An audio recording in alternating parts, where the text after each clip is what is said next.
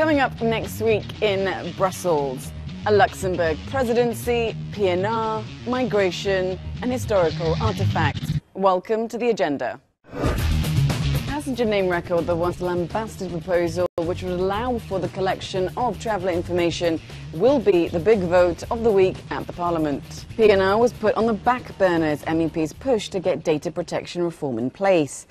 The worry has always been the watering down of fundamental rights if PNR was allowed to pass. At the committee meeting, MEPs could be in for a long haul as they need to decide what kinds of travel PNR should be applied to and how long information can be stored.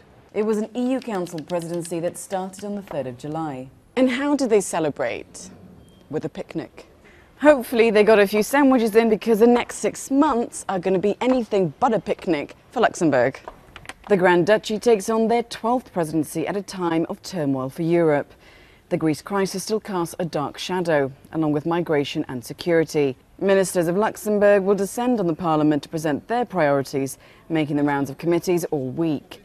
Their priorities include jobs and growth, competition, the single market and social issues. And sticking with Luxembourg, MEPs will get the chance to grill the former Prime Minister of Luxembourg on the LuxLeaks revelations, as Parliament's Special Tax Committee gears up to present its findings after summer. It hasn't been the easiest ride for the MEPs leading the push on getting to the bottom of member state tax practices, and especially preferential tax breaks to multinationals. Access to information and requests for meetings with industry bigwigs haven't found the right response. Mr. Juncker will be joined at a joint sitting of the Special Tax and Economic and Monetary Affairs Committees by one of his right-hand men, Pierre Moscovici, Commissioner for Economic and Financial Affairs. And don't forget that 5 national finance ministers will also present themselves before the Special Tax Committee on the same day.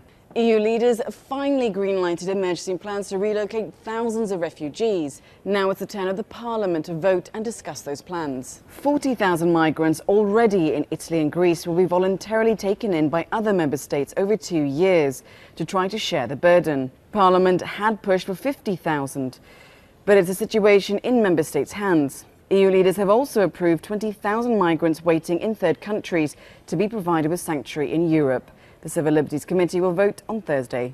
The recent pictures of ISIS militants destroying historical artifacts in the ancient city of Palmyra have angered many. But what can be done not only in Iraq but all over the world to ensure that historical artifacts are better protected?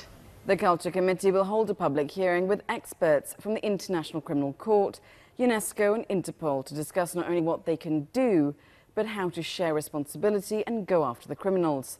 Find out more on Monday. And of course, don't forget that Greece will continue to dominate the headlines next week. And that's all we have for this agenda. Take care and enjoy the week.